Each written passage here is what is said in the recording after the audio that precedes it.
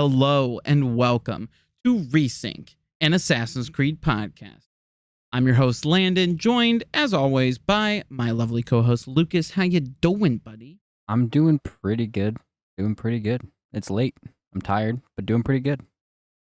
Yeah, it's currently 3:15 in the morning for us because, as fucking usual, we, don't have time to really do this in any meaningful way. And so we just create the time. We just pull it out of our ass cracks. And so here we are at the ass crack of dawn doing this because why not? Yeah, we have, 4th of July, kind of throw some wrench in our plans, but we're doing it for you guys. You're welcome. Happy 4th of July, unless you're not Yes. American, in which case, fuck you. But also, if you're American, fuck us because, Anyway. You know how it be. We played sequence 2 of Assassin's Creed Brotherhood this week, and my God, was it a big one. How you feeling, Lucas? I'm feeling almost whole again, Like, I feel like like last sequence, we just, like, a big part of us was missing. A lot of shit happened, and we lost everything, but, like, here, we felt whole again. I mean, I would say there's still a major part of us that remains not, like, missing. Okay. Yeah. But, yeah, no, I understand the metaphor you're trying to bring in there unsuccessfully. I'm feeling, because I'm trying to say that, like, I feel like we're back. Right. No, this sequence in general for me made me feel so really just a mix of nostalgic and just excited for what's to come. Yeah. I mean, honestly, similar to how I felt playing Assassin's Creed 2, because we talked about it last season on Resync about once you started getting into the meat and potatoes of the game. And you start it helps you because you remember certain aspects of the game. Because obviously we remember fond memories of Assassin's Creed Brotherhood in the past, but a lot of it's obviously faded because over the years we haven't played in forever. And I'm starting to realize how much that I actually don't remember. Like, right, I'm missing a lot of there's a lot of gaps in my knowledge that I didn't realize I had. Right, but then having that realization, like seeing the Borgia towers again for the first time in a decade. Oh yeah, I forgot about this. Right, and just all the different things, and then as you start to remember more things, it's not that I'm necessarily thinking of very specific parts of the game, just thinking about different mechanics that I had completely forgotten about that I'm like, oh my God, I cannot wait to use this again, or like, man, this is going to be so good, I can't wait for this moment, I can't wait for this. Like, it just does such a good job of like just setting the scene for an amazing game. And also, god damn it, this game came out a year after Assassin's Creed 2, and look how much new shit is in it. Yeah, it's basically like they overhauled this game to insanity. Like, it almost makes me think that they withheld features from 2 when they decided to make Brotherhood. Like, were these originally... I don't know. I mean, the graphics though, like, were such a step up too. Like, I'm still trying to figure out, what, I guess, what are they missing from? Like, what did they take from 2 even? Well, I'm wondering. So I doubt the combat animations were dulled down. There's no reason to do that. But think about things like the Borgia towers. Like, were those going to be in 2? Yeah, and then they were the renovating the shops, that whole aspect. Like making money that way too, besides just like Montejourne. Maybe. Yeah, like different concepts like that. Trying to think of other things that I was thinking of I'm losing my train of thought. But I'm fucking tired. But I don't know. I just thought that it was cool. That there's to the point where the amount of new things that were put into this game that not allegedly did come out a year after the second. Yeah, just 1 year. Just, man, like, devs were good back in the day. How long do you think they were working on it? Like, do you think it was like 2 years they were working on it after? like the first one released, like after they got that one finished and ready to go, like they probably had like 2 years, maybe 2.5. I mean, Ubisoft is a studio. They were well established by 2010. So, more realistically, I guess, like 2008, maybe when they started work on this game. Because I'm sure they had, for Assassin's Creed, No. literally just it. But anyway, they God damn, bro, you're like Desmond. Like you're seeing ghosts and shit right now. Ezio. But I mean, I'm assuming after Assassin's Creed 1 came out, they had, little things for Assassin's Creed 2, started working on it, I assume, shortly after. And then probably about 2008 would be, and this is all speculation, when, Ubisoft would come knocking on the door of Montreal that was working on these games and was like, hey, Assassin's Creed selling really well. What you guys got cooking for the next one? Like we need to get this out there. And they're like, okay, we have this really big idea. We have all this stuff. We've got this, solid game experience going here. And then we just want to keep going with it, like do all this other stuff. And they're like, well, we're trying to push this out next year. Like we get this at, like, no. And so I imagine the idea for Assassin's Creed Brotherhood came from Ubisoft as like a publisher wanting to get 2 out in a timely fashion. And so then, like I said, that's what makes me wonder if certain parts of Brotherhood, in terms of new gameplay mechanics, like the followers of Romulus, like, were they just going to be more Assassin's Tombs that then they just were like, ooh, actually, just say that they're followers of Romulus now. That's kind of the opposite, like instead of like a new feature, it's more just like repurposed feature that was probably just more Assassin's Tombs for the Hall of Ancients for the Armor of Altair. Yeah, because they're literally the exact same. Oh yeah, they look like the same exact like build style and everything. Right. And I am really complaining because I really like those missions, but you know, like, those are fun. And the Brutus armor is sick as fuck. I don't have the Brutus armor. I'm actually rocking the Altair armor again because I think it looks really good. The gold with the black, like you can't go wrong there. Oh, absolutely. But nobody has the Brutus armor at this point because it's what you get after you complete all of the followers of Romulus tombs. Oh, I thought you were talking about your special armor. The Draken armor? Yeah. Yeah, no, that armor is sick. The only thing that kind of irks me about it is like I don't get to see the progression of Ezio anymore. Because like he gets that armor. I mean, not to get too far ahead, but he wakes up next to that armor and puts it on. But then like when he puts it on, it immediately like switches back to the Draken armor, and it looks really weird.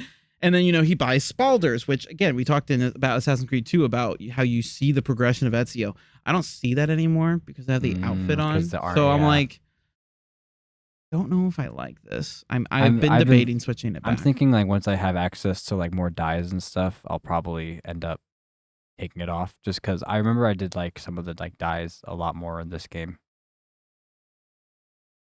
But I love this game so much. It's got aura, it's got sauce, it's got exposition. It's so good. And also shout out to Cesare for having the wackest pronounced name ever. I knew I was saying it wrong the last couple of weeks, and that's why I tried to avoid saying his name as much as possible.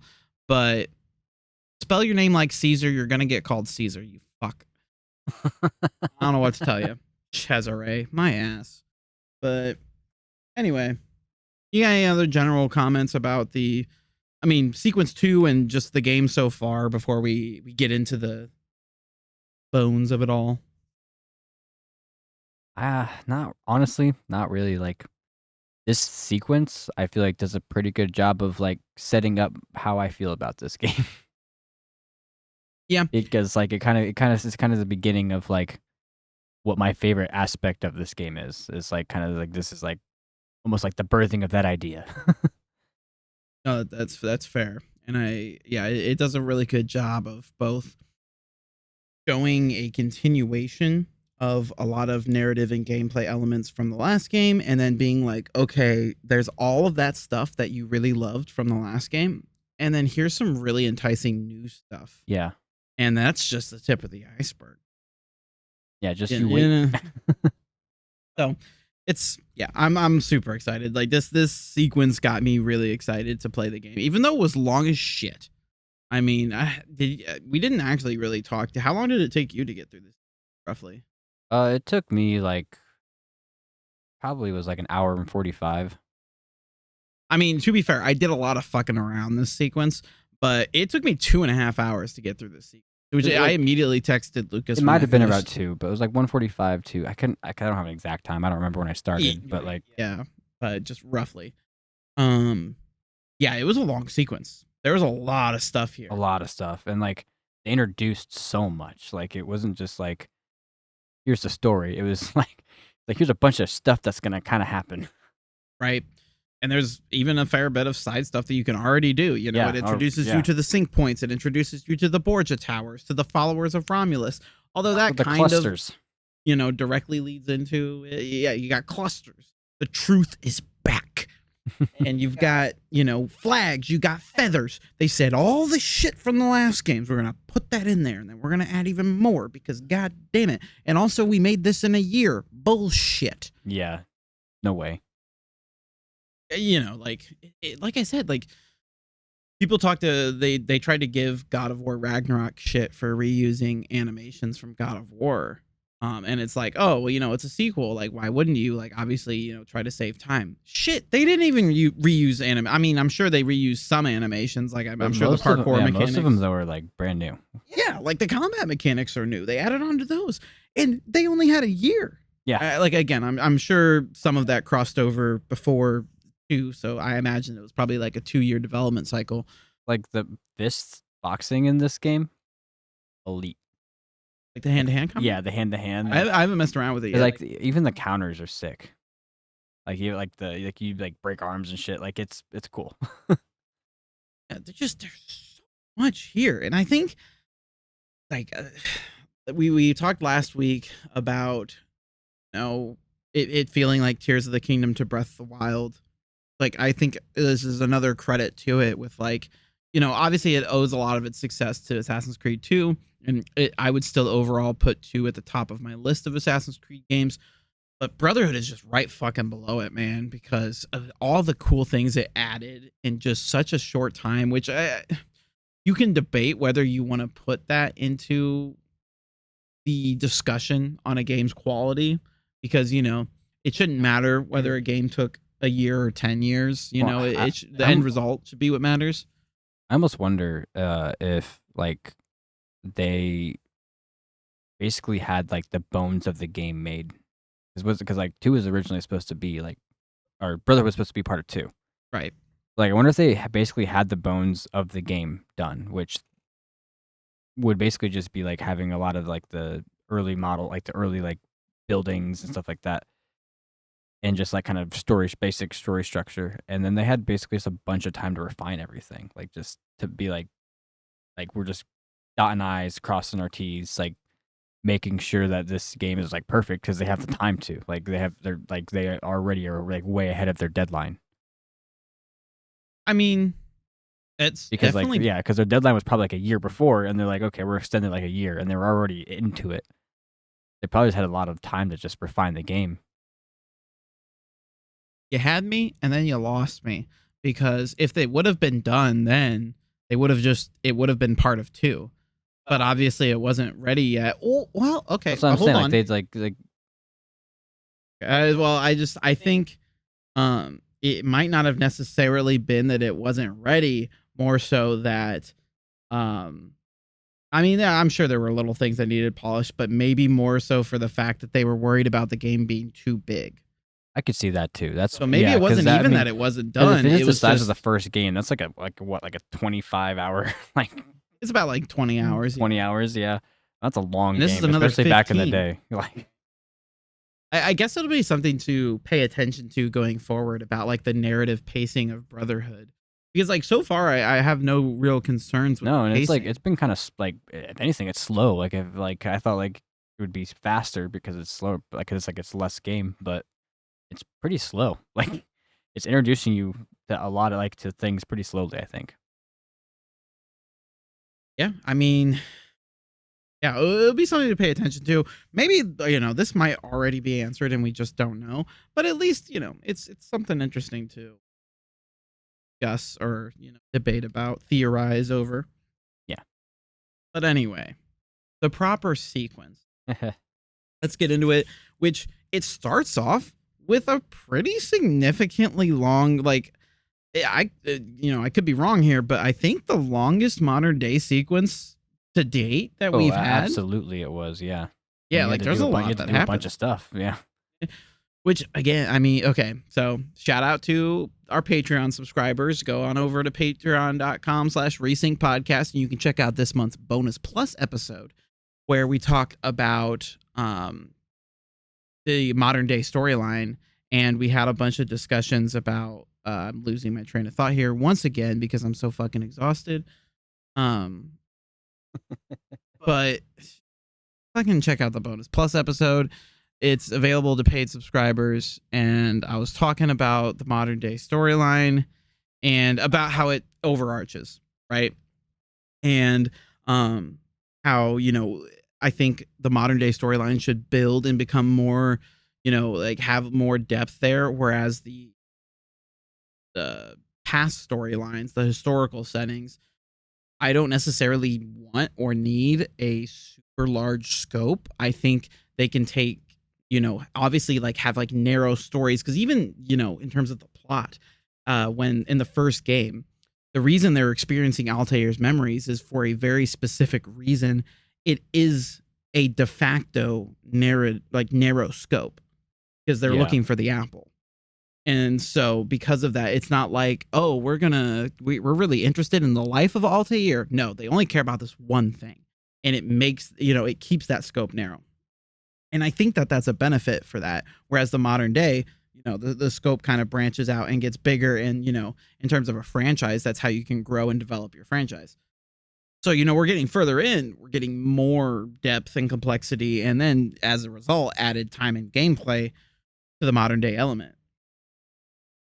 Almost to the point where, I mean, we've talked about whether or not like the merits and then what would make a good like full modern day game based on Assassin's Creed, but they really kind of just made one already and split it Yeah, they on split it like up. for 5 different games. Well, I think one of my favorite sequences in the modern day was the like finale of 2. I love like breaking out, or not 2. Is it 1? Is that where you fight the guards?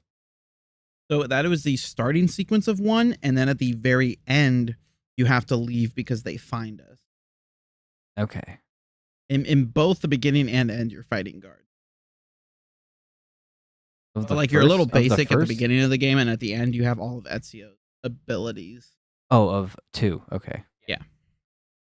Okay. Yeah. Yeah, of 2. Basically, I liked fighting the guards at the end of 2. That's always been my favorite like sequence. It's just what I remember the most.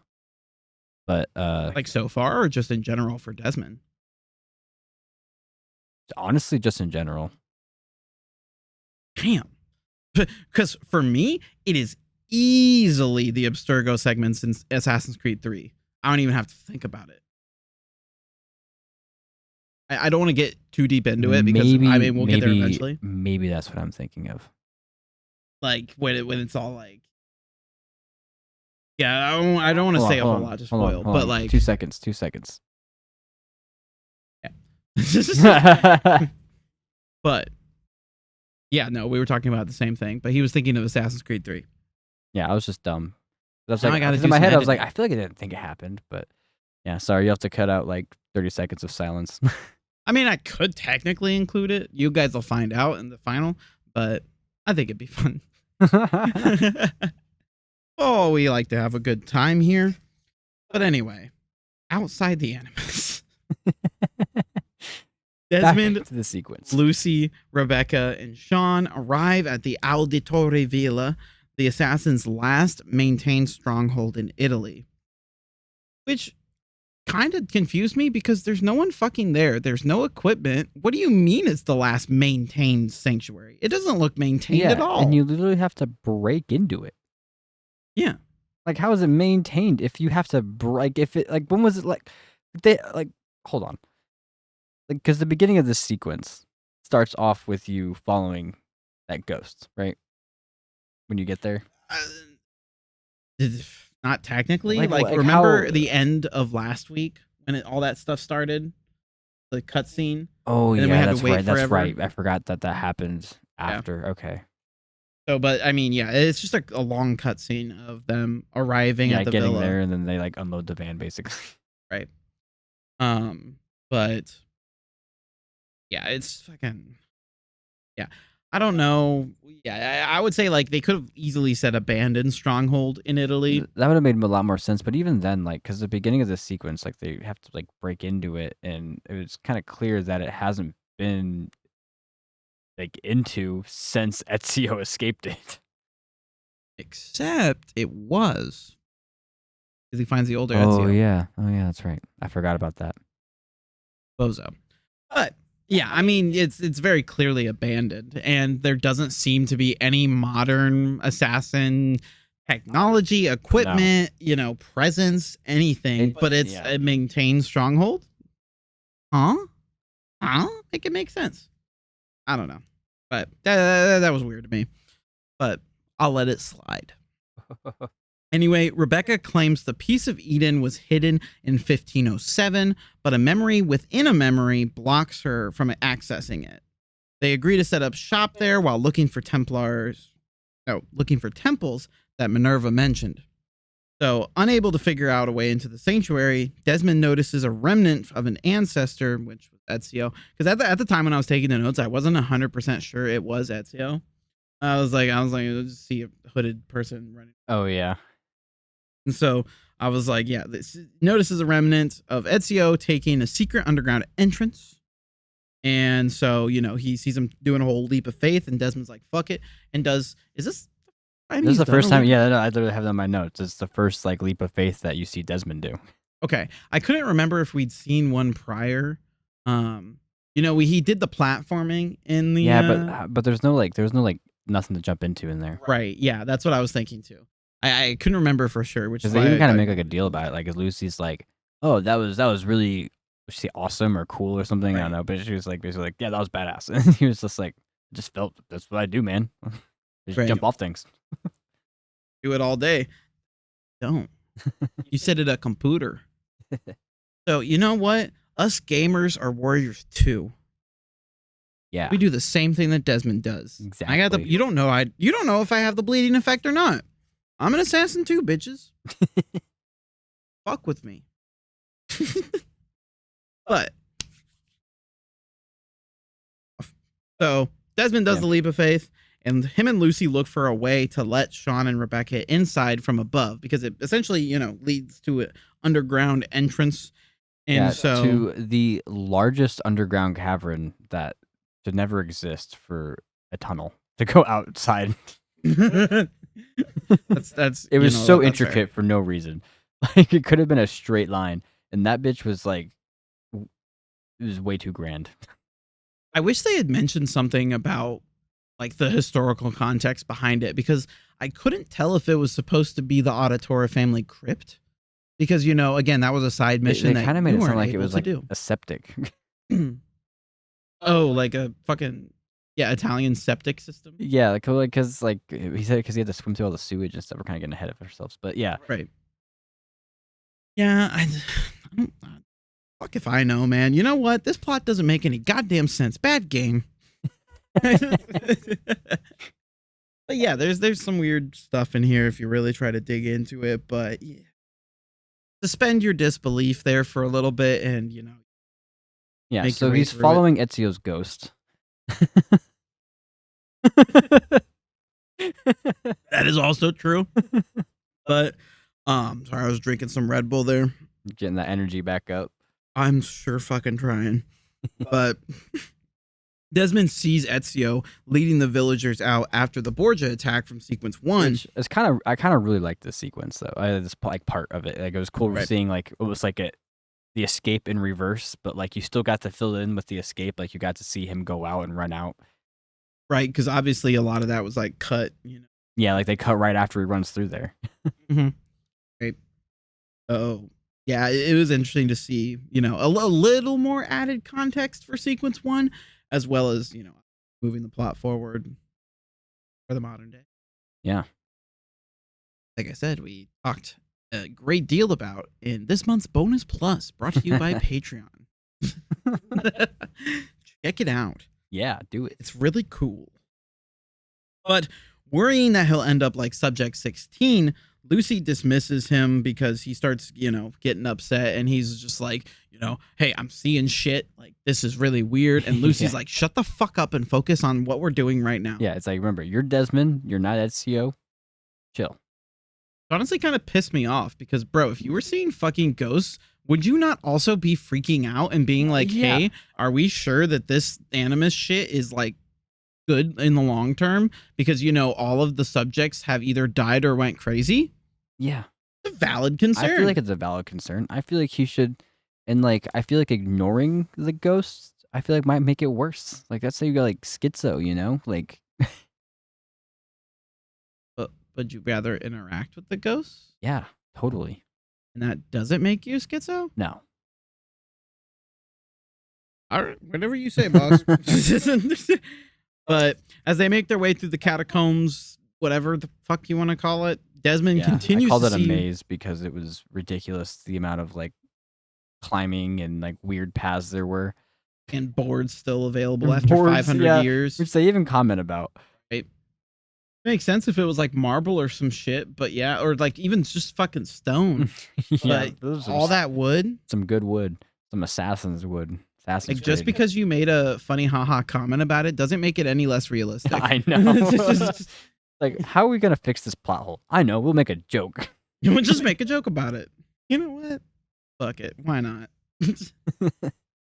But Desmond's continuing to see these fragments until he comes across an older Ezio fragment in the Hall of Ancients, which, again, I didn't write a whole lot of notes about the actual, like, him and Lucy going through. I don't know if they you wanted to get too deep they kind into of it. flirt a little bit. He swims through some poo, and like, it was it was kind of cute, but that was basically it. They like hold each other while he goes up a thing. It was it was adorable, but that's basically all it was. He starts shooting shit, then he starts swimming through shit. It's a whole shit to shit It's a whole cycle. shit. Shit show, I'll tell you. Yeah. But anyway, gets to the Hall of Ancients. That after the attack, he's seeing Ezio, this older version of him, and he's kind of like freaked out. He's like, Oh, he came back. Yeah, he came back because they had assumed that it's overrun, and no reason to come back. But ding ding ding, foreshadowing. Yeah. Rissy. But yeah, he's seeing shit the whole time, kind of flipping out.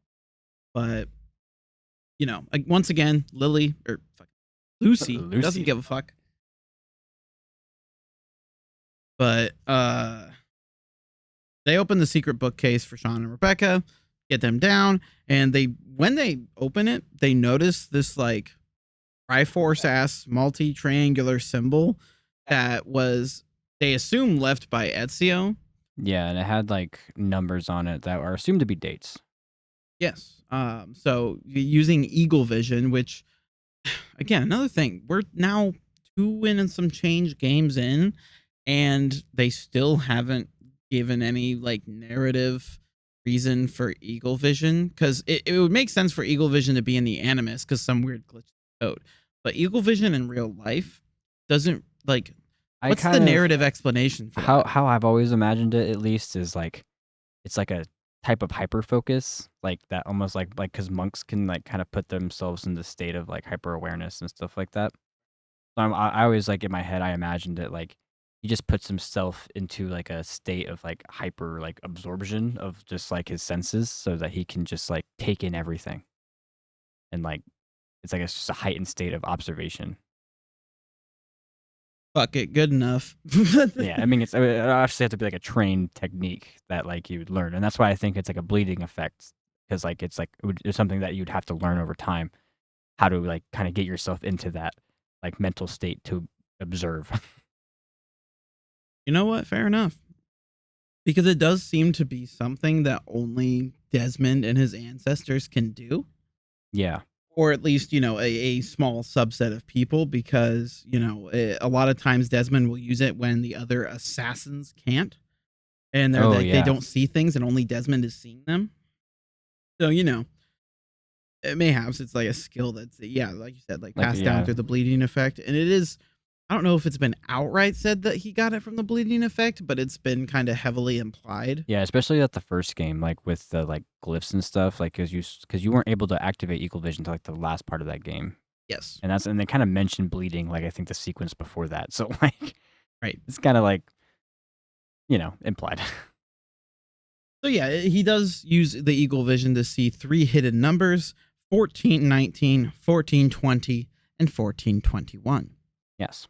I actually wrote 3 completely different numbers because I didn't write it right in that moment. And I was like, what were the numbers again? Oh yeah, I'm like 1490, You're just 1491, making up random. 1492. Thinking about the year that Columbus sailed the ocean blue or some shit like that. But yeah, That's funny. completely different numbers, but we got the right ones.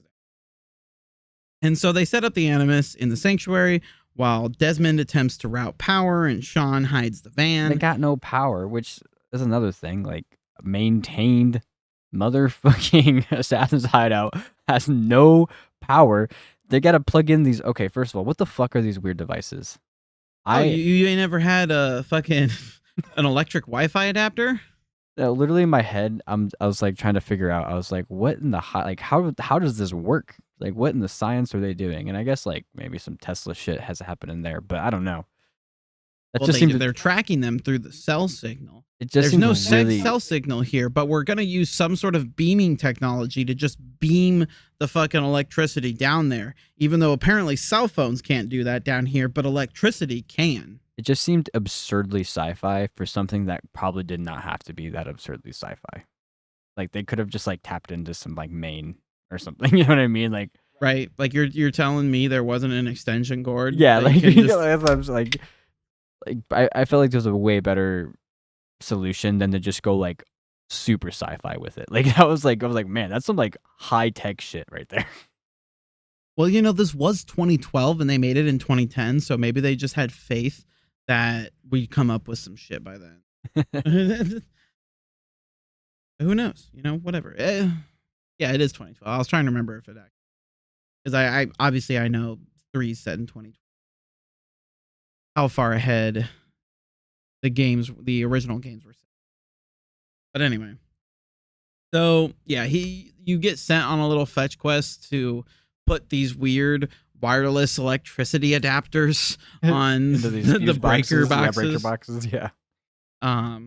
So you walk around this Monteriggione, which is just eerily the same, but not. I think it's funny how it's like the exact same, except they added like light poles and then the boxes. I was laughing because like they still had like a lot of those like the run up to like the building type things, like with the they had like the boxes with like the tarps and stuff. They had like trash cans and stuff for it, and I was like, man, these are some sturdy fucking trash cans for him to just be like running up and jumping off the buildings with them. Well, that's some 2012 trash cans for you. They're real durable. Not like these days.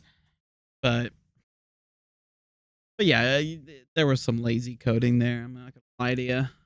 There's some stuff that did not need to be there, and some things that definitely, should have been there. Yeah, I did like a lot of the modern elements they added though to Monteriggione, like the I feel like they added like some kind of walking paths and like some fences over on like the west side of the villa. Oh yeah. I felt like I didn't do any like thorough exploring. Well, it was by one of the fuse boxes, and I kind of just like explored a little bit around that area. Well, was there a set 4 boxes, or was it just? I kind of wondered that same thing because I felt like it was just find 4. I think there were a lot more. Yeah, same. I think you just had to connect the four of them to route enough power through the magical wireless device. Yeah, that just transmits power at, I don't know. I mean, Redirects it. wireless power is a thing. Like Tesla did it, but like not with that, like not that high capacity. That's You don't know crazy. that. That's crazy. That's a crazy capacity to be sending through wirelessly. Hey, Matrix, other sci-fi movies predicted shit because they knew what was going on the inside. Maybe Assassin's Creed and Ubisoft know it too. Maybe we can transmit power at that capacity, but big power doesn't want you to. I mean, that's actually probably true. I mean, honestly, that has like a like. I mean, no, like I said, Tesla already did it on a tiny scale. Like it should have been way better by now. same. What can I say? I'm a smart guy. Come to my lecture next Thursday. And so, they get all that shit done. They get back to the underground. And then did you remember to have your conversations with people? Yeah, but I didn't think about the fact that I could have multiple conversations until I hopped back in the Animus.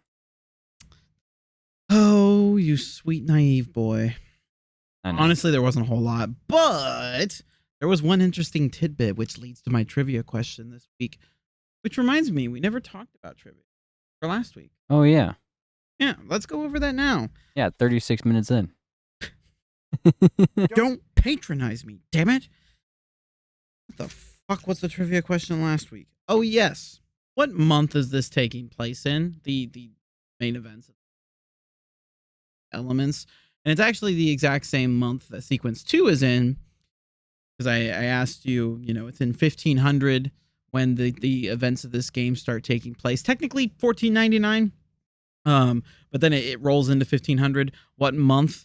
I mean, honestly, you can use context clues there to guess it's January because it was just 1499.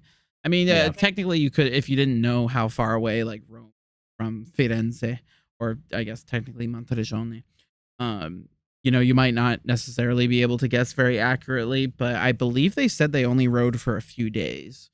So it's which means, did he raid the Vatican on Christmas? That's cold. It's just like yeah. I mean, they were having like a big ceremony. Were they having like a Christmas party that he just crashed? I don't know, shit. It'd be like Christ is born, bitch slap. Just saying. I'm thinking about the real things here. I'm getting into the deep.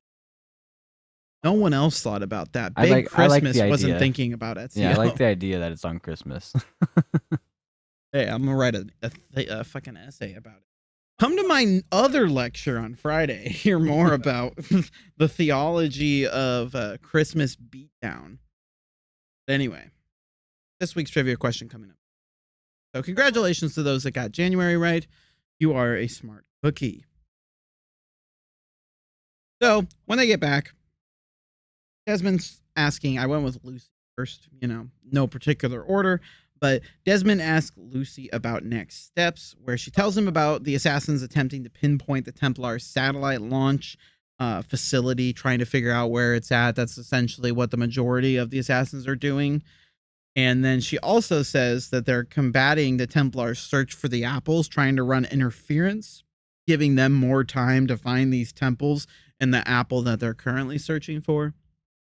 So, a bunch of the assassins are essentially kind of, I mean, the trying to find the satellite launch is definitely helping, but like, I'm sure they know the more important quest is the one that obviously the four of them are on, trying to find the apple, as well as temples that might help them deduce how to stop, or where at least the global catastrophe is plotted.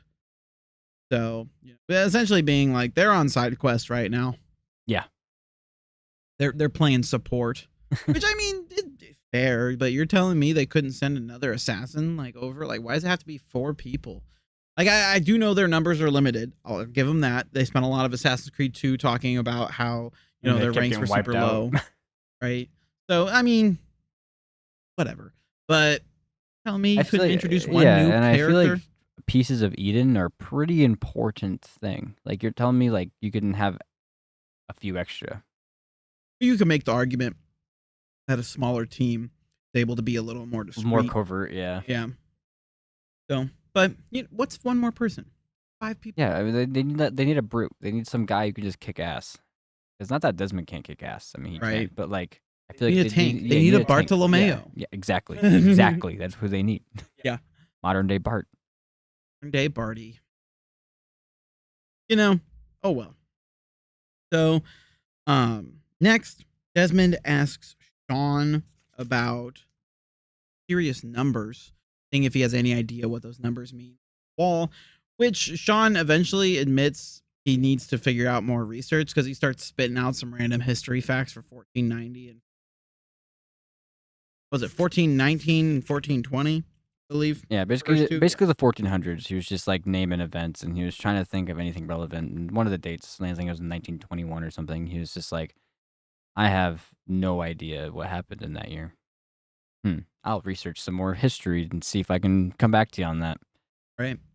So he's just kind of being like, I'm not necessarily sure yet. And then Desmond's basically like, hey, what do you think of Monteriggione?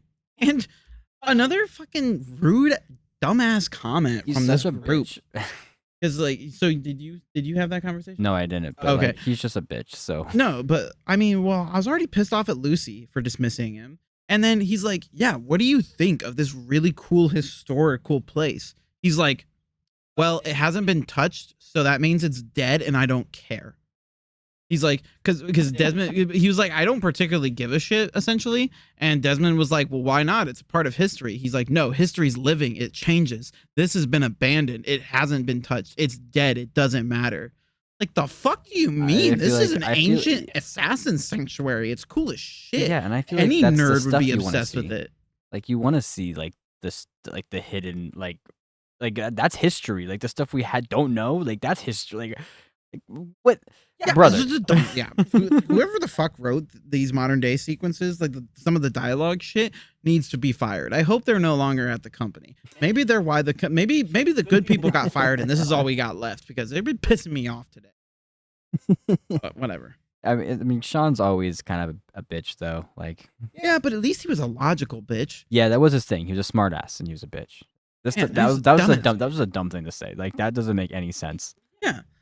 Fucking, you're just being a fucking dick to be a dick at this point. Whatever. So, moving on to Rebecca. Rebecca tells Desmond that she's upgraded the Animus to be better than ever, also revealing that she used to be an athlete. Yeah. Before she got injured and switched to coding. And this is where my trivia question comes into play this week, friends. So this one isn't even necessarily said. It's just implied because she says she used to be an athlete and that she realized that she could have just as much fun coding or whatever. I don't remember the exact quote. I'm paraphrasing here. She could have just as much fun coding and starts describing the sport that she played. The sport is not ever directly mentioned. But my question for this week is, what sport did she play? Yeah, what'd she do? This is a bit of a big brain one. But there's only really one sport where you're doing this action. Yeah. Well, yeah. So basically there's two answers that I'll give you. There are two answers? We'll talk about it after, but I think you're wrong. And also, wasn't this in the second conversation? How do you even know about this? I accidentally, that's when I kind of realized, so I ADD'd and I thought I clicked on the Animus and I didn't realize that a second interaction happened between, like, I just thought like it picked back. I don't know what I thought happened, but I went through both of hers. And that's kind of when I thought about it when I got in. I was like, did I listen to two of her audios? I didn't even think about two audios. That was like really my thought process. Like, so I heard hers. I didn't hear anybody else's. No, honestly, that tracks. I've been there. I get that. That tracks. But yeah, once that goes, leave the, answer down in the comments below if you're over on YouTube and then over on Patreon. I also just recently discovered that Spotify has comments now. Shout out to the one dude that commented on one of our episodes. I think it was like episode 2. I didn't even know Spotify had comments. Yeah, I'm pretty sure it's a new thing because I don't think that existed. It's only been around for like a few weeks, I think. But yeah, so you can technically comment on Spotify now, but you can also comment over on Patreon. And yeah, just give us some engagement. It'd be cool. I think Yeah, that'd be awesome for you we guys like engagement. and us. Engage with us, man.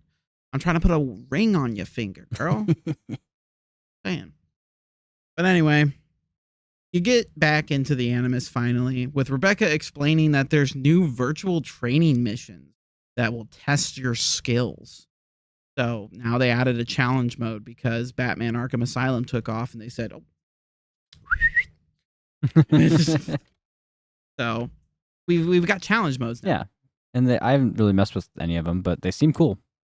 I did one, and that was part of the reason why it took me 2.5 hours, because it was the very first free run one where it was like half challenge, half tutorial. It was teaching you like what it called advanced free run mechanics. So there was like the wall eject, there was a side eject, there was kind of like the fall off where you take your thumb off of A or the jump button and you just run off the ledge. So then you can keep your momentum going and don't dangle or jump or anything like that. Like different mechanics like that really get into the nitty gritty. But sometimes it was you need to be so precise with it that I had to restart, and it would just fail you and make you restart if you messed it up. Damn. And so it was a 45-second gold medal, which I did get on my first try of actually completing it. It was just I had to, like, I failed it and had to restart a billion fucking times. But once I actually hit the finish line, I automatically got the gold. And I was like, fuck yeah, fuck you, I'm done. And I never touched it again, mostly because the sequence was just really long. If the sequence was a lot shorter, I probably would have jumped into some more. But I was like, okay, at this point, because I did it like a couple missions into the sequence is when I finally tinkered around with it. And I was like, man, if it's going to take me this long every time, I'm not fucking doing it. I'll do it another week. But I do intend on getting gold on all missions because mama ain't raised no bitch. Anyway, good stuff. So they're also talking about just, again, like different upgrades that Rebecca's put into it. And she brings up these repressed memories. Can't be accessed. And in order to access them, you need to get complete synchronization on as many different missions as you can. It's all about, I believe, your total synchronization. So I'm not 100% sure on how this is tracked. I don't remember either. I don't, because it's not like you have to, because you don't have to 100% every sequence, I don't think. No. Although I don't remember if I necessarily accessed all the repressed memories or even what they're about. So it could be I beat the game and never, accessed all the memories. Because again, it's just been so long, so I don't remember for sure. But I believe the final memory is a repressed memory you have to unlock. But obviously, you don't need to be at 100% sync for the whole thing. So I don't know if it has to do with a certain number of missions that you've 100%ed, or B, just there are like essentially milestones of total synchronization of the game, like across, whether you 100%ed the missions, how many collectibles you have, how many viewpoints, like what have you, like just little things like that. And it's just like, oh, you're at 7% total synchronization. This repressed memory is unlocked. And then you get another one at like 13 and like so on and so forth. I don't know. I don't remember for sure. But those are a new thing. Yeah. It still follows, obviously, like chronological. Same excuse they make for the first two games where they're talking about, oh, we can't access this memory, so we need to go back and we need to play through, blah, blah, blah. But now there's like repressed memories, which I think is interesting. I think so. I kind of like that concept because like they're kind of expanding on the whole like memory aspect of the game, like just kind of like, oh, we're advancing our technology. Now you can access memories that like they kind of lock down. Right. I agree. Yeah, it's a fun time. And so, you can access that as well as Sean marking locations on the map of coordinates left by Subject 16 for Desmond to check out. Yes. Which is another thing that I think is just, it was another, like, it was more of the concept from Assassin's Creed 2, where they're just like, because the puzzles are laid out almost exactly the same. Like, they're slightly different. A glyph that, you kind of have to jump into these, but, or at least this one that I did. right? Like parts of the puzzles are literally the exact same format. Mm-hmm. And then, they add some new stuff. Like it is slightly different, but it feels like it was just going to be the exact same as the truth in Assassin's Creed 2. Like those were all just going to be like puzzles in that routine. And then when they split the games in two, they're like, okay, let's change a couple things here and there to differentiate it, send it out, which I'm okay with. I like the puzzles. I'm not gonna, I'm not giving them any flack for it, but just kind of trying to peek behind the curtain there. It kind of feels like something that happened. Yeah. Yeah. So we're officially back in the Animus, 50 minutes in, and we haven't even begun the sequence proper yet, but holy cow. All right. So, be a fun Roma, episode. January of 1500 still. So this is fairly it seems to be pretty much directly after the end of sequence 1. Remember, Ezio was shot. He's passing out off his horse. He wakes up in a stranger's home. Yeah, with some assassin's clothes. Little girl's taking care of her. Yeah, exactly. Another woman is taking Always a care of woman. Always and says that some stranger dropped him off and left this for him and told him to go meet Machiavelli at the Mausoleo dell'Augusto. And so Ezio's like, oh, I'm supposed to meet, or the Machiavelli saved me? He's like, no, it was somebody else told you to meet him. Go on, get. And so he dons these new assassin robes. Which look a lot like his old ones. Yeah, exactly. But he's still got the old outfits if you have the coats. Different attire that I get. He's got that like pocket suitcase in his trousers. But oh yeah. Yeah, exactly. Don't worry about it. It's from the Piece of Eden, okay? It gave him increased storage space. Yes. But, dons the robes once more, and you gotta go find a doctor to heal your wounds from the villa before climbing to the church tower to locate the mausoleo. Yeah, where you do like your first seek point of the game. Right. And it's also the first time, this is the first mission where there are 100% sync requirements. Oh, which yeah, I mean, we've brought up before, but that's the thing now. In sequence 1, there weren't any conditional requirements, but now each mission has a bonus objective that if you complete, you will achieve 100% synchronization. It is sort of this is what Ezio did in this situation. So there's still plenty of freedom in the missions. I mean, some are obviously longer and more complex than others. Yeah. But it kind of guides you as little bonus thing of oh, well, Ezio, the real Ezio did this. This will help you achieve, perfect synchronization and be Ezio. You recall more memory. Yeah. And also, it's a bit of a challenge sometimes because some of them are stupid easy. Yeah. And others are annoying as hell. So, it really just depends. But a lot of the ones this sequence are pretty manageable. I, of course, achieved 100% synchronization. The only one I didn't get was I didn't throw the guy into the scaffolding. Yeah, I got rid of everybody else, and then I was like, Come here. Come here, boy. Come here, boy. And I just grabbed him, chucked him in there, and got my sick synchronization. Because, Ezio loves nothing more than to throw people. You love nothing more than to throw people. It's all you did in the first game. What the hell's wrong with you? So, basically, I didn't know what the objective was because I don't think I paid attention.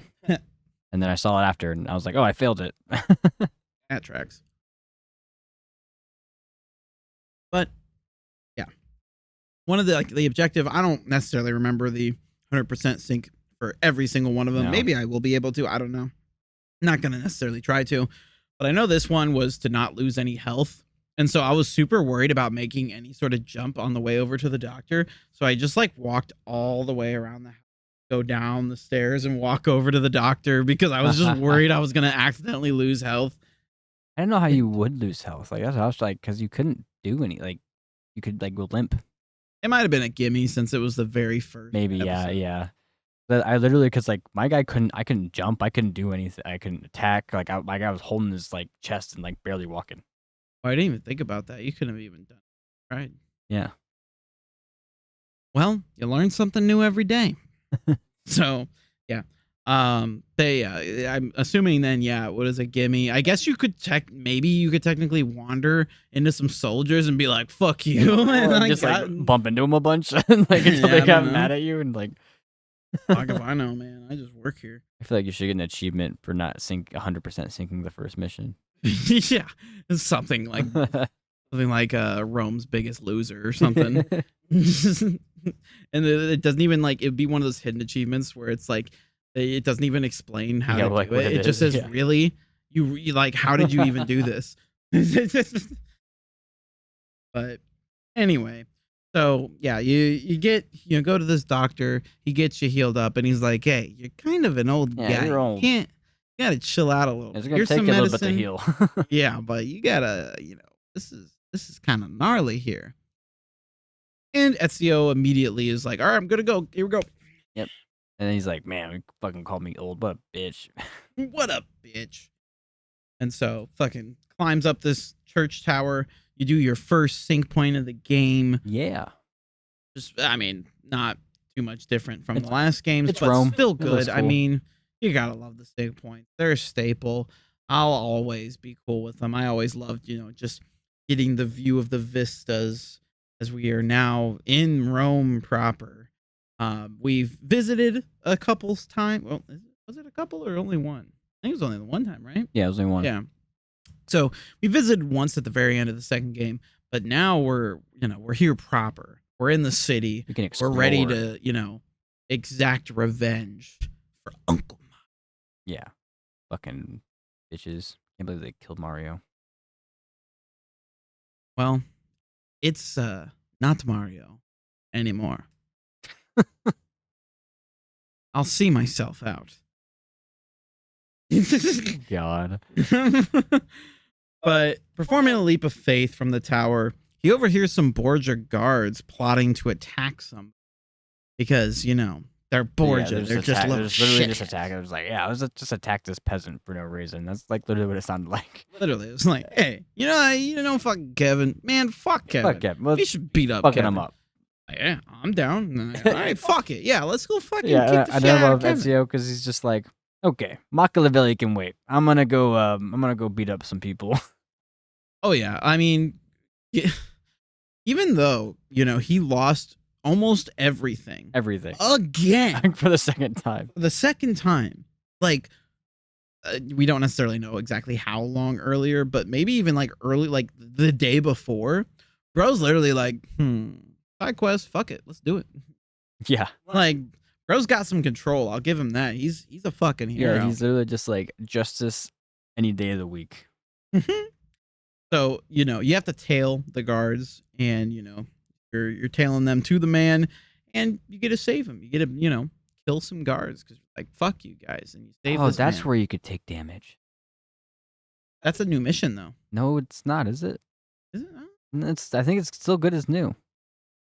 Oh, is it? Yeah. Okay. Well, there you go. Because then well executed is the next mission. Gotcha. Well, yeah. Yeah. So that's where you can take damage. I don't know. Whatever. I thought think that no, it automatically started a new mission when you finished talking to the doctor. No, it's when you're in the haystack. No, it's not, because I went to check, and what it did on mine, I clicked on it because I was gonna write a new bullet point for my thing. I checked when I was like, okay, I'm telling the guards now what's the mission. It just had almost like an abridged this is the second part of this mission type of thing on the pause screen. Okay. So I'm just okay, whatever. I'm just I mean, that's you are sleepy. But, saves this man's life, and he's just a mess. He's like, they killed my wife. She did nothing wrong. And he's freaking out, and and he's like, you don't understand, you fucking piece of shit. And he's like, actually, I exactly understand. I literally went through the same thing. If anything, I understand more. I lost 4 members who I was really close to when I was 17. Literally, I lost my father and my 2 brothers. You only lost your wife, so why don't you pipe down, bucko? Yeah, it's trust me, you'll be all right. If anything, you'll be a badass for it. And so yeah, bro's just, he's upset and he's like, I wanted to cut her down, but it says that he's going to kill me if I even try. I just don't know what to do. And then Ezio's like, hold my beer. Literally, he's like, all right, chill out. I'm gonna take care of him. We're ready. Cut her down. Yeah, and then no problem. And then so yeah, you just trot your way up. I climbed up the mountainside there. Yeah, go up the hillside. He's just standing out in the middle of nowhere. I literally just climbed up the building and just went, blah. Yep, it says the 100% objective is to kill him with the hidden blade. So I just got on top of the roof, saw him, and just like that's an easy one. I was gonna do that anyways. Yeah, exactly. I mean, I always prioritize the hidden blade because it's cool. It's just you're an assassin. That's what you do. If you can stealth and assassinate, that's yeah. Well, that's what I'm gonna do. That's what I'm gonna do too. That's what we gonna do. That's what we assassins do. Yeah. And so yeah, you fuck his day up, and then I killed everybody else. Yep. Because did you go after the other guards? The ones on they the started, ones around him. Yeah, they started attacking me. Right. Yeah. But then I killed I think maybe one, maybe two, and then they all surrendered. For real? Yeah, they literally just put their hands up, five of them. For me, only 3 surrendered. Yeah, no, I literally had 5 of them just surrender to me, and I killed every one of them. Oh yeah, well I did not let them. Actually, no, the guys on the ground who were put their hands up on their knees, I literally I unequipped my sword and went up to him to punch him, and it was great because he did finishers on them because I guess they were I don't know, just this form. So one of them, I literally just grabbed him by the head and just smacked him in the ears and kneed him in the head down. I was like, yeah, that was worth it. Oh yeah, no mercy. Yeah, I just punched all of them. I punched all those guys because I was like, I'm not even gonna put my sword out for you. I'm just gonna fucking murder you with my fist. Absolutely, they deserve it. Fuck the Borgia scum. Yeah, I wasn't gonna let any of those guys go. You kidding me? What if me? they get promoted and they become the next incarnation? Yeah. The Nemesis system. Come on. Exactly. I've played Middle Earth. I know how this shit works. But let them die. So Ezio, he goes up, gets him killed, and then afterwards, Ezio meets Machiavelli in the proper spot where he was looking for earlier, and. Finally. Machiavelli has no idea that Ezio is even alive. He's like, oh shit, I heard the news. I thought weird seeing you here, man. He's like, what the fuck you doing here? And Ezio's like, you didn't call for me? Yeah, he's I didn't know me. Shit. Yeah, it's fucking crazy. And so, he accompanies Ezio through Rome, and he's like, we need to keep you a secret. But let me show you how fucked shit right now. And so, he takes him to the blacksmith. He's like, here, get balders, get a stiletto, get you a little something, but you can die very quickly out here. It's not great. And basically you need to be prepared, brother, because you're gonna die if you're not. Exactly. He's like, the guy who killed your uncle Mario, by the way, his name is Cesare Borgia. This is the first time we hear this guy's name in the game. And he also kind of recaps a little bit of what was in Assassin's Creed Ascendance, the short film. He's like, he even killed his brother to get to power. Yeah. Which obviously Ascendance expands on and goes into detail about what happened there. But, he's like, the Borgia family are a family of ruthless killers and murderers and just horrible people. But no one is more horrible than Cesare. Yeah, he's the worst Borgia. Yeah. And so, establishing the threat. But apparently he's been going on a tirade, going through and just creating an empire, really. Yeah. And what better city to base in? Rome. Yeah. Beautiful city. Ezio's going to put a stop to it because you killed my uncle. Yeah. Prepare to die. Exactly. Feel the wrath of assassins in our Brotherhood. Exactly. They're making their way through, and Ezio's like, hey, wouldn't it be faster if we used horses? And Machiavelli's like, well, actually, the Borgia have control of all the stables in the city, so we can't, nobody can use horses. He said, bitch, please, give me 5 minutes. Yeah, he's a hold my beer again. Ezio's just taking care of things this episode. He's just getting shit done. He's not playing around. Yeah, he's an experienced assassin. He's maybe getting older, but he's like, I ain't no spring chicken. I'm over here. I'm about to spring on your chicken. You know what I'm Yeah. saying? Just cha cha cha. Yeah, I'm just march my way up into this camp, and I was gonna murder all these people. Yeah. Ezio liberates the stables by killing the Borgia captain, which, if you got 100% sync, is by throwing him into the rafters. Yes, I did. I didn't. And then you ignite their tower in flame because, you kill the captain, and then Machiavelli's like, I don't know if that's really enough. They could come back. Like, what's going on here? And you're like, all right, I'll send a fucking signal that anybody can set the whole tower on fire. Yeah, and it literally like starts like blowing up. Yeah. And he does like the cool like walk away from an explosion, throwing the torch down. Yeah. Yeah, just like the sideways camera angle. Like, look how badass I am. Hell yeah. And I remember seeing that because that pops up every time you every time you do it. Yeah. Iconic moment. Yeah, he's like, all right, done. Yeah, literally 5 minutes later comes back. He's like, all right, we're good now. Yep. And he's like, I guess we are. And then you go and buy the stables. For 0 florins. For 0 florins. I wondered how that worked. Is it just because you just literally just killed everybody and you're just like, it's mine now? But then you do that for all the towers. I guess Machiavelli pays for it. Is that how it works? That's probably the most like canon-like response. Yeah, because I thought Machiavelli was like, I thought he said like he gave you money for it, or like he's like, I'll take care of it or something like that. Like I thought that was kind of mentioned like right before you go over there to buy it. Hey, happeth. But, in fact, you might be right. I don't know, man. That I'm tired. 21 in the morning. God damn. But where are we at now? And so afterwards, Ezio accompanies Machiavelli to the Campidoglio, where Machiavelli argues that Ezio made a mistake not killing Rodrigo because he has not dropped this. And Ezio believes they have to root out evil at its source rather than treat its symptoms, saying that killing Rodrigo would not have actually done anything, and he wants to rally the people.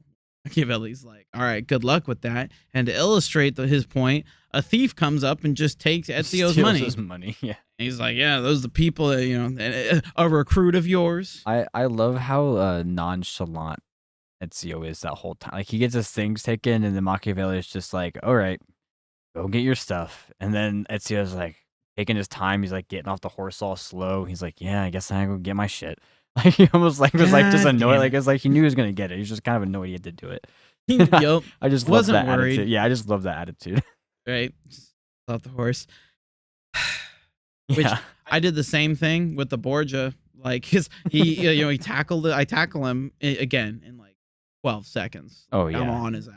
Yeah. And so tackle him, and then he's like, go before I regret sparing you. I didn't spare him. I just fucking killed him immediately after that. I tackled him to the ground, and then I was like, and then he had another 500 florins on him. So I'm fucking grateful I did that shit, because I wanted that money. I'm up to like $7,000 already, dude. You killed that thief? Yeah, I kill everybody. That's not going to get me desynced, obviously. I don't kill civilians. But if you commit a crime, you're fucking dead, bro. I feel like your opinions might change throughout this game. Only because what? I didn't think about that. But but guess what? If you commit a crime against me, you're dead. Yes. Other people, fine. Me, dead. And so I ain't worried about all that other shit. But, monkey see, monkey do, not my problem. But anyway, he goes out, he takes back his money. And the two rendezvous at trying to get to Machiavelli's contact to retrieve this letter that he's. However, the contact's actually caught by the Borgia, which forces Ezio and Machiavelli to save him and catch the courier himself. And the courier runs like a third grader. Oh yeah, he's a little bitch. Literally, like it was like catch him in under a minute was 100%. And he went around that corner, and I instantly grabbed him. Yep, it was literally. And he died too, because I let no one live. I think I let him live. I don't think I kill people I tackle.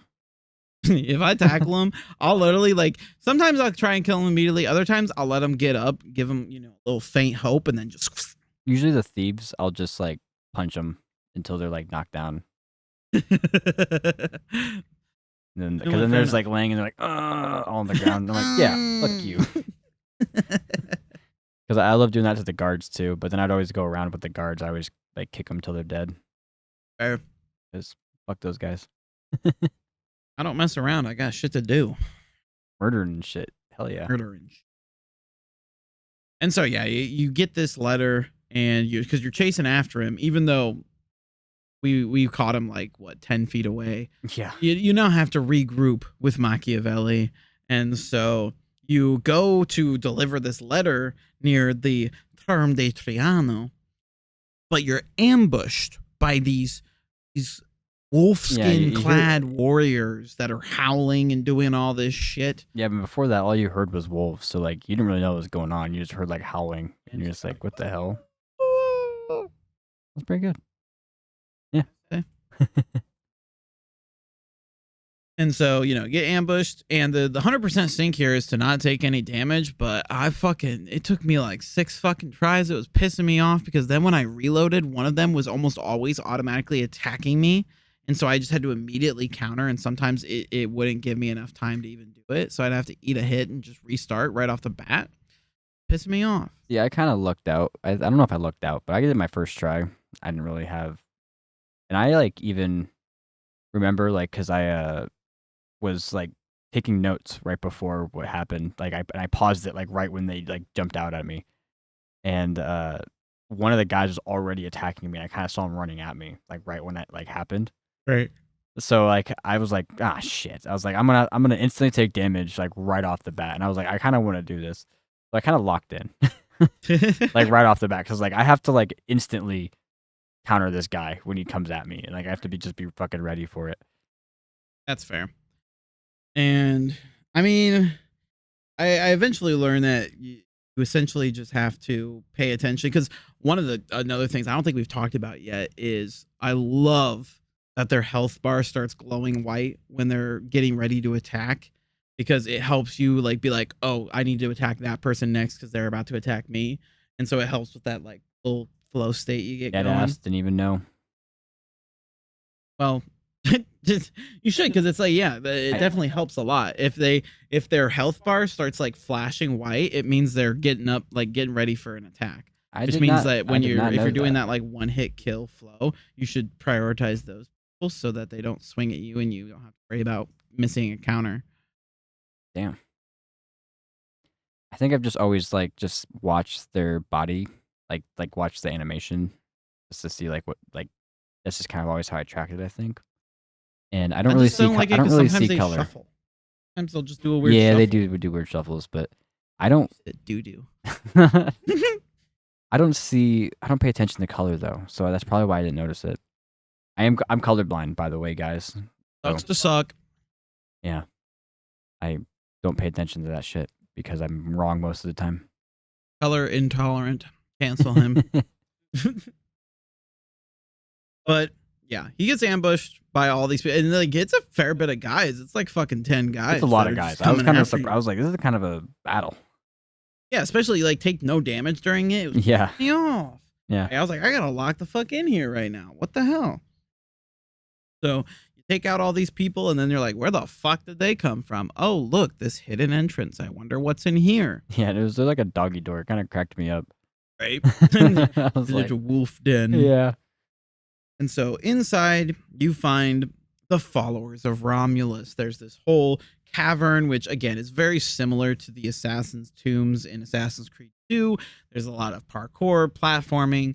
The 100% sync this time was to complete it in under 8 minutes. Yeah, I did not do that. And I was not about to replay that either, just to do it. I did, because I almost made it. I was literally like 40 seconds over, and I was like, fuck this. I redid it. And this time I had 40 seconds to spare. Wow. Synchronicities. Because I knew if I were to do it again, I would be able to do it in 8 minutes. Because, like, you know the path. Like, you know exactly where you got to go. But then there's always bullshit with the physics. You just be jumping in random directions. That's what fucked me and had me stressed the fuck out. See, I don't really have that issue, I guess, too often. Be nice. There was one time, the first time I did it, I literally, you know, that one jump from like, describe this. So it's, I want to say 75% of the way through when you're on a wall on the outside and you have to jump to that like jutting out pillar that's right next to that chest you can get. Mhm. Yeah, that one. He missed it twice in a fucking row. And I'm like, how do you even do that? It was a fucking back eject. Why are you where the fuck are you going? Pissing me off. And so then when I did it the second time, I had so much anxiety. I was like, for the Christ, you better fucking go where you're supposed to. And he did, and I was so happy. But I was sweating. Yeah, I don't know how you missed that because I don't know either. Because like I wonder if that's like a remaster thing because Maybe. I have not like all my reverse jumps have worked perfectly fine. The only one that didn't work was actually I knew it was my fault. Like I wasn't positioned right on the bar. So Right. Yeah, that shit was pissing me off. And so yeah, it was a stressful mission for me. But it is a very cool and well designed. well, I'm sure that timer doesn't help. Yeah. Well, that's what I'm saying. That's why it was stressful. Well, I meant like the sound of it like beeping at you. I think didn't it only beep when you had 10 seconds left? I thought it Would you like I a thought it beeped in the brah? last minute. And then it did the brant at the last 10 seconds and beeped a lot faster. But maybe I'm wrong. I don't know. I could have just not been paying attention because at that point I was tired. So, you know, maybe I just didn't notice. I don't know for sure. But, you know, he makes his way through this, you know, ruin. They're all gone. Like, he sees them a few times doing shit, but he never actually directly encounters any of the followers of Romulus. And, you know, finds this letter talking about this ancient armor that they're searching for or whatnot. The Brutus armor, which is just one of the coolest armors in the whole Yeah, it is pretty cool. I remember what it looks like now. Yeah, it's dope as fuck. And so, what do you know? You got a new side quest to go after that's very similar to the last one. And like I said, but they're good and like they're well designed. They got some bullshit in them, but overall they're some fun. Yeah. And so I'm not really going to complain too much, but you'll get to loot a bunch of money and then you're off and Machiavelli's there finally there and he's like, yeah, those are the followers of Romulus. They're this weird fanatic cult essentially that we're pretty sure the Borgia are working with. And so you might as well go after them because fuck it, why not? You're not doing anything else. Yeah. Just another thing to add to the list. It's more shit. And I'm happy to do it because I love this game. Yes. I like it that it's like I feel like it's a well incorporated shit. It's not just like here's a bunch of shit to do. It's like here's a bunch of shit to do that kind of like grows the unit, like grows our world. Oh yeah, absolutely. Like I mean, when they were writing the main story of this game, do I think they were, you know, incorporating the followers of Romulus? No. But they do a really good job of being like, hey, you know, we're trying to come up with some side content to give people something like optional to work towards, like a really cool like objective, whatever, what have you. What's the narrative, you know, drive behind this? And whoever was writing this part put their whole badussy into it, and I'm happy for them. I know it wasn't the person who wrote that dumbass Sean comment, but like props to the person who did this. Like, yeah, keep them on here. I'm cool with it. But so yeah, finally able to deliver the letter. They are thwarted once more because it's coded and they don't have a cipher, which I thought was going to lead us into Leonardo. Yeah, exactly. Yeah, exactly what I thought. Exactly. Yeah. I was like, he's like, show me these allies you have. Yeah, and I was then like, Leonardo. Yeah, not go to Leonardo. Like, all right, come with me. Yeah, we're gonna take well. more underground tunnels because there's so many fucking underground places in this fucking game, dude. There's the fucking tombs of the followers of Romulus. There's the Auditore family crypt that's fucking like has the size of 17 football fields. That place is so big, and I'm like looking at the like Auditore estate. I'm like, can that really fit in there? Yeah, and then there's fucking all that shit. There's fucking there's this underground network system for them to justify fast travel now. Yeah, and not to get far ahead of ourselves here, which is why I'm not going to get into too much detail for it, but I mean, it still pales in comparison to the shit they pulled in Revelations. I'm not going to mention it, but I think this is where the franchise just starts to really fucking get into underground shit. Everything's underground because, you know, I think it's because obviously they're reenacting the historical land. I mean, this episode is literally called Roman Underground, or not episode. Sequence. Not sequence either. Mission. Yeah. Oh, this gotcha. final mission is called Roman Underground. Roman Underground. Yeah. And I think there are like rumors / like confirmed stuff of like, you know, the Romans using like underground stuff. So like, don't get me wrong, there's definitely credence to a lot of this stuff. But I think, you know, they redid a bunch of the landscape in terms of like actual like well thought out like parkour design, like level design, stuff like that. Maybe they're just like, well, we should just and they all made these crypts. They made Rome huge too. Like they're literally like giving you horses in the city now because it's like, oh yeah, I thought it was funny. I meant to bring that up. How much you use horses through the city early in the game as like, because you couldn't do that in 2. So they're like, we're gonna make them do it 5 times in the first 2 hours of the game because we want them to make sure they know, hey, you can do this now. Yeah, you can call your horse anytime you want.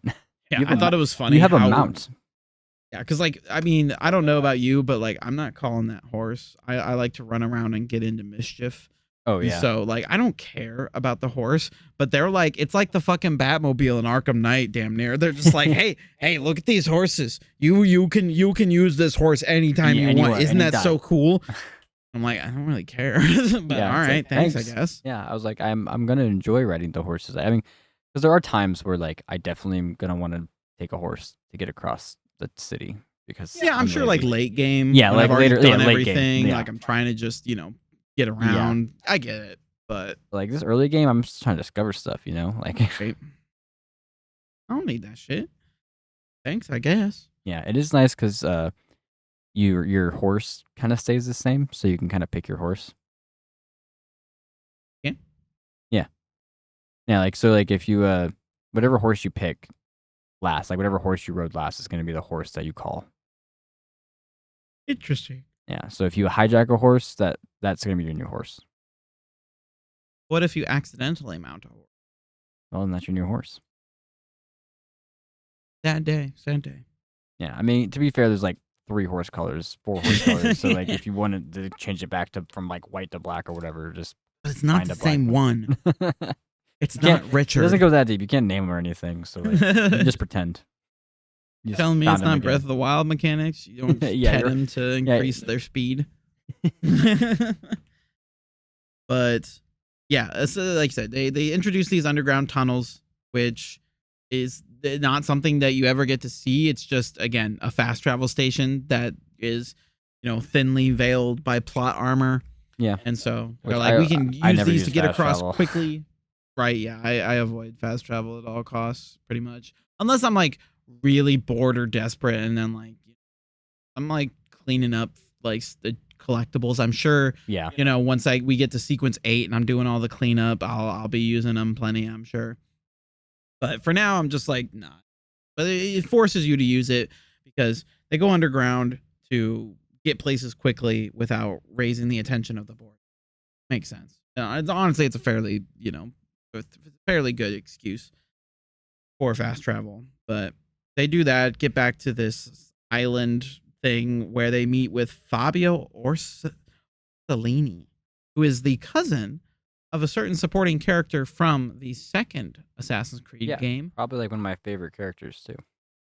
Someone who had a certain affinity for a certain sword named Bianca. It's Bartolomeo's cousin. Bart.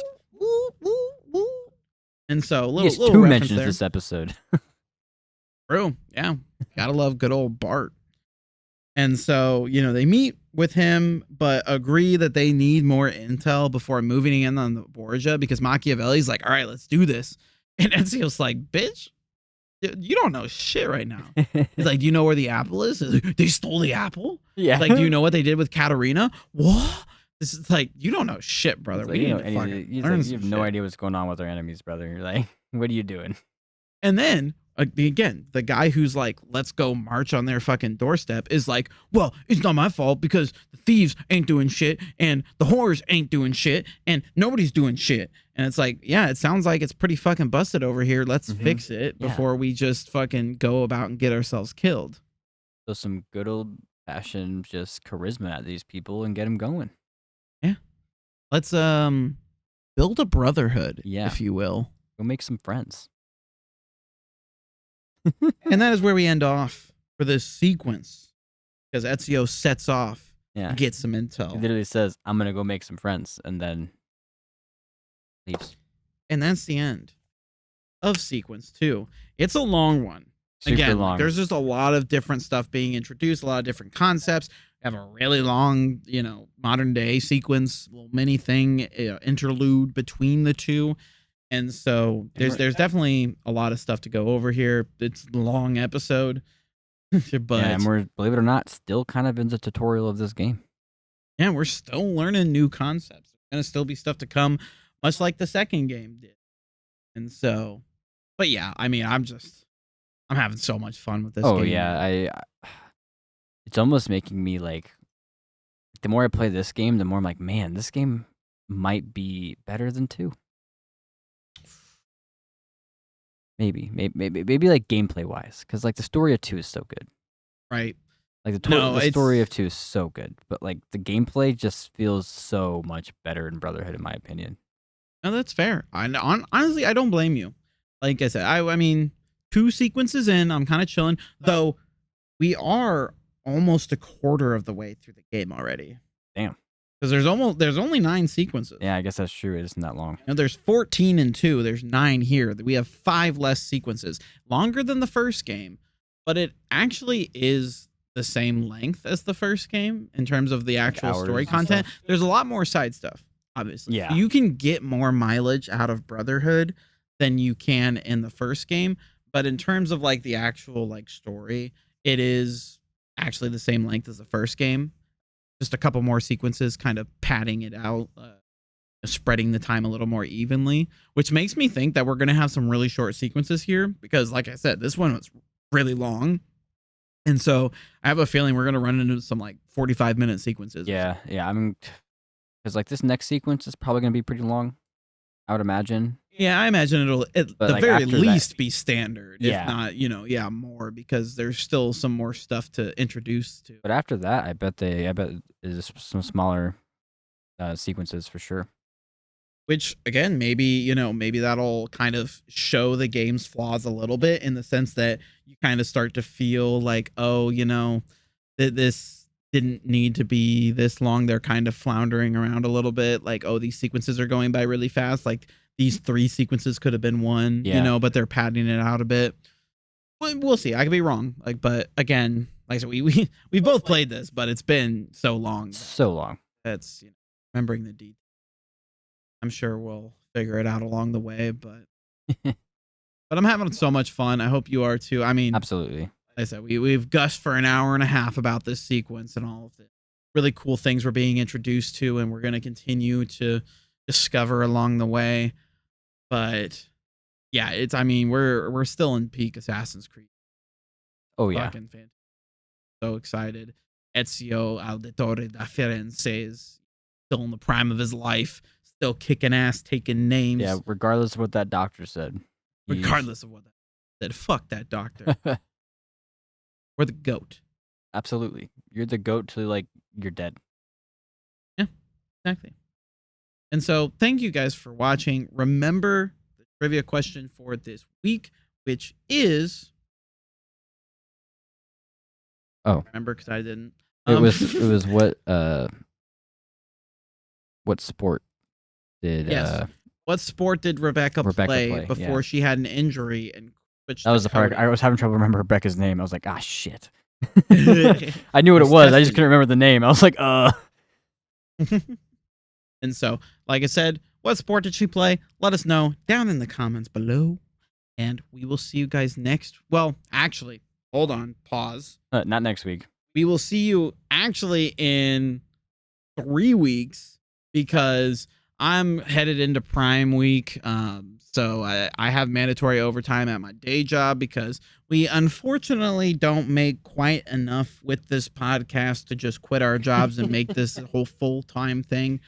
We're like right there. So, just a little bit more support, you guys. And, we'll just totally go in on it. Like I said, I mean, we work jobs. We've got other stuff outside of this. It's part of why a lot of times we're really tired, because trying to find time to fit all this in gets a little difficult.